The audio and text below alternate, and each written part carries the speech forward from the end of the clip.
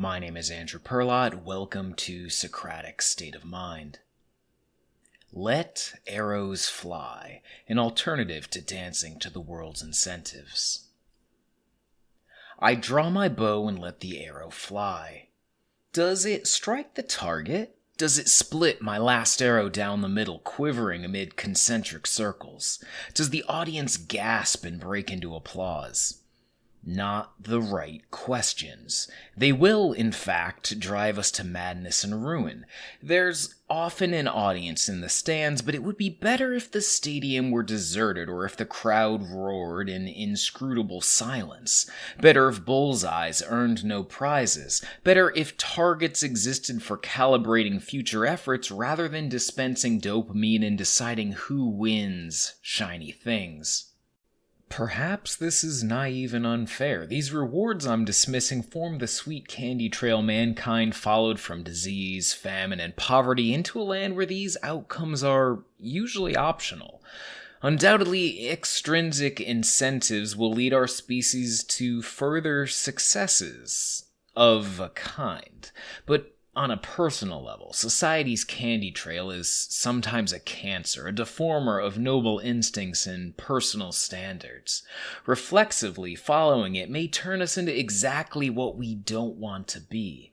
In a speech at Harvard University, the billionaire investor Charlie Munger said, quote, I think I've been in the top 5% of my age cohort all my life in understanding the power of incentives, and all my life I've underestimated it, and never a year passes, but I get some surprise that pushes my limits a little further, unquote.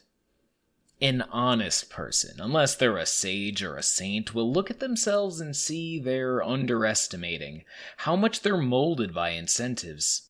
We think we march to the beat of our own drum, but fail to notice its rhythm leaking from a speaker society rigged up behind a mimetic curtain. If you can't see it in yourself, see it in the world. Politicians are incentivized to win a narrow base of supporters and sow division. Individuals are incentivized to accumulate and enjoy easy spectacle, money, houses, fancy cars, TikTok. Students are incentivized to complete homework and turn in passable essays, not master material. They follow their incentives and let ChatGPT write their essays. Meanwhile, universities are incentivized to issue credentials costing a small fortune and much time. The causal link between mastery and the means of ascertaining mastery is broken. If we want education to bestow more than credentials, if we want politics to be more than pandering to a mob, if we want society to worship more than bread and circus, we need better incentives. Perhaps we can start with increasing skin in the game, which I've talked about before. But what of us? Society is outside our control, after all, but are the incentives? Are we free agents who can set our own agenda? On the surface, there are reasons to doubt. Turn your beloved hobby into a side hustle and watch it become drudgery. Allow audience capture to mold you and you'll become to hate creation and being a public intellectual. Let re-election fears guide your vote and you'll be the unprincipled politician you hated when you were young. Let me give you another take on incentives. Fixing incentives means making the right thing more lucrative than the wrong. There's a problem with this. Making the right thing more externally profitable is often impossible or so contentious it's impractical, particularly on shorter timescales. If restructuring incentives is the only path from our moral morass, then we've concluded we're lazy delinquents, only steering clear of crimes because we fear jail, only helping neighbors and donating to charity in the hope of reward. We're one windfall away from being the fire guy I've talked about in the past. Do you believe this about yourself? I've sometimes been corrupted away from my values by incentives. I know I'm fallible, but I've struggled against these incentives enough to know I have principles I can hew to. They're real. I am not merely a puppet dancing on incentive strings, but a sovereign being possessed of reason and morality. The real question is what can we do to make our values, our own incentives, the most compelling ones? How do we transform extrinsic incentives from an addictive drug to a vaguely enticing melody in the distance? Because consider the alternative. Do you want to spend your life lunging after dangling carrots and fleeing sticks? Is that what you are? Basically just a slave? On a societal level, maybe we can rationalize bad behavior instead of persecuting it. We give criminals a whitewash because incentives made them do it. They stole something? Well, they had a hard childhood. They accepted a bribe to look the other way? Well, capitalism doesn't compensate them fairly, so what can we expect? Vice, sin, evil, whatever you want to call it, can always be explained away when we worship at the altar of incentives. But whenever I try this game with myself, I'm a little sickened. I'm just a little helpless incentive slave is not what you want to tell yourself. It will destroy everything good in you. You will shrink from your potential and your happiness. Luckily, I find I can do more than sprint after carrots and flee sticks. Here is my evolving theory based on my experiments and what I can learn about neurobiology.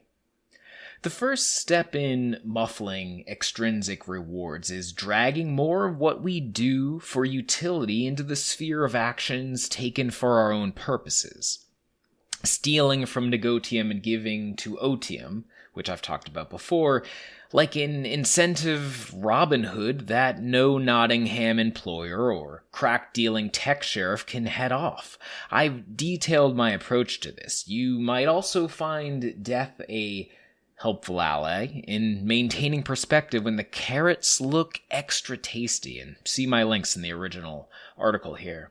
But on a day-to-day, hour-to-hour level, this means something specific, attaching the feeling of struggle and effort to an internally generated reward system. We've known for decades that intrinsic motivation predicts enhanced learning, better performance, creativity, optimal development, and psychological wellness.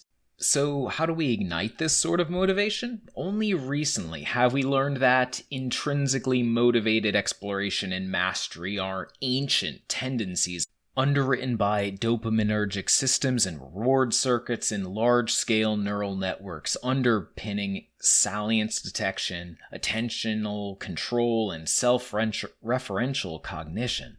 I will vastly oversimplify our complex neurobiology, which is still in its infancy of being understood by science, to make this digestible.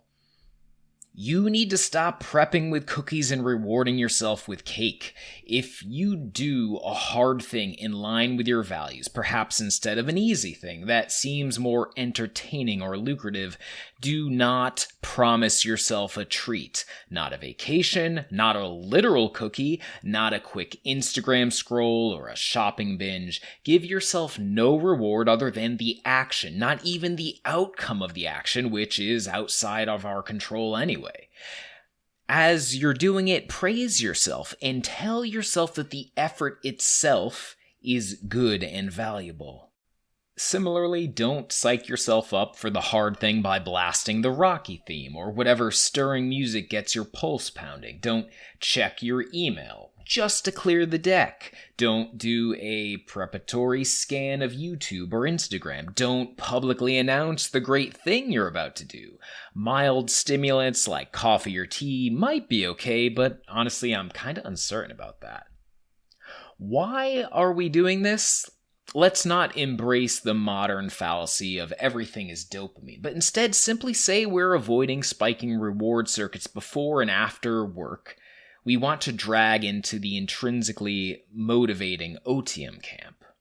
These extrinsic carrots and sticks sabotage the good life by draining what we once loved for its own sake of intrinsic worth. Instead of revving ourselves up and promising pleasures to come, take a few breaths, perhaps do a focus ritual where you clean your workspace or organize your gear. briefly meditate if that's your thing. Consider exactly what you're going to do, for how long, and why you're going to do it. And then talk to yourself and begin. We have a robust and growing body of evidence that telling yourself the effortful struggle is the good part changes our perception of tasks, so they become self-rewarding and self-reinforcing. When you're losing focus and external rewards call you like sirens on the rocks, this self-talk can shift the tide, particularly over the course of a few weeks of concerted attempts. Researchers have concluded that, quote, self-talk is a psychological skill that over time develops into an intentional self-regulation mechanism. For example, self-talk that serves as self-monitoring or internal rehearsal of an anticipated conversation. Goal-directed self-talk is not part of the task, it is part of the person who completes the task.